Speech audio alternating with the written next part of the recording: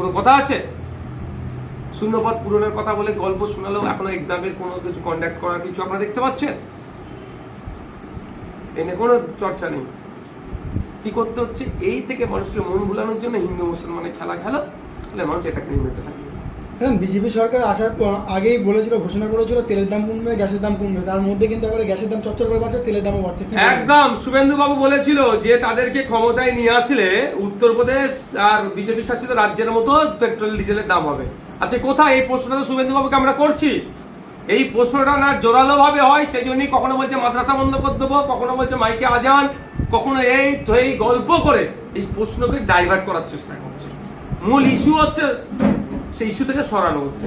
গ্যাসের দাম আপনি জানেন আজকে কমার্শিয়াল গ্যাস কোথায় গেছে? বাণিজ্যিক গ্যাসের দাম রান্না যেটা আমরা বাড়িতে যেটা আমরা ব্যবহার করছি গ্যাস পাওয়া যাচ্ছে না, এনে কারো প্রশ্ন নেই। পেট্রোল ডিজেলের দাম বেড়ে যাচ্ছে, কোনো প্রশ্ন নেই।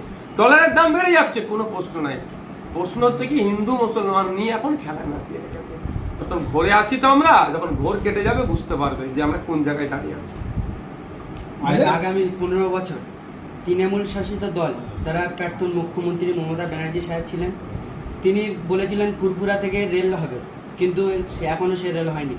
এখন নতুন সরকার গঠিত হওয়ার পরে শুভেন্দু অধিকারী বলেছে যে ফুরফুরা টু তারকেশ্বর, ফুরফুরা টু বাড়িপাড়া এবং ফুরফুরা টু ডানকুনি রেল স্টেশন করে দেবে। বিষয়টাকে কি বলবো? কে বললো? মমতা ব্যানার্জি তো রেল চালিয়ে দিয়েছিল।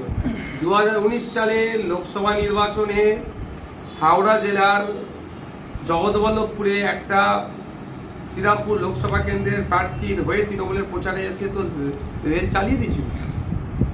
আপনারা ভুলে গেছেন যে আমরা রেল স্টেশন করে দিয়ে রেল চলছে, চালিয়ে দিয়েছিল রেল। যেরকম গল্প ছিল, আর আজকেও আমার মনে হয় সেটা গল্প। যতক্ষণ না পর্যন্ত রেল লাইন পাচ্ছে আমরা গল্পগুলো করব। তবে হ্যাঁ, এটা বলে রাখছি, এটা কেউ না ক্রেডিট নিতে পারে যে এই নতুন বিজেপি সরকার পশ্চিমবঙ্গে এসে রেলটা করছে না। ডানকুনি থেকে ফুরফুরা শরীফ, বাড়িপাড়া থেকে ফুরফুরা শরীফ, তারকেশ্বর থেকে ফুরফুরা শরীফ, এই তিনটে লাইন অনেক আগে থেকে প্রস্তাব ছিল।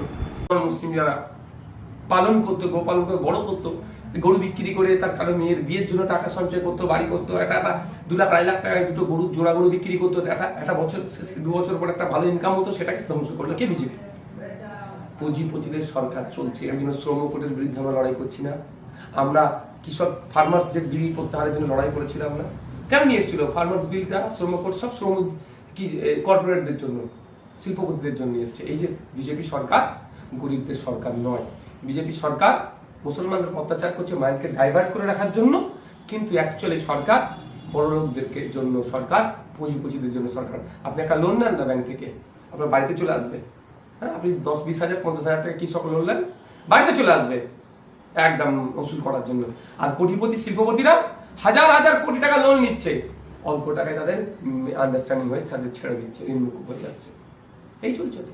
আমডাঙ্গাতে কাসেম সিদ্দিকী ভাইজান বলেছিল আমি জিতলে হসপিটাল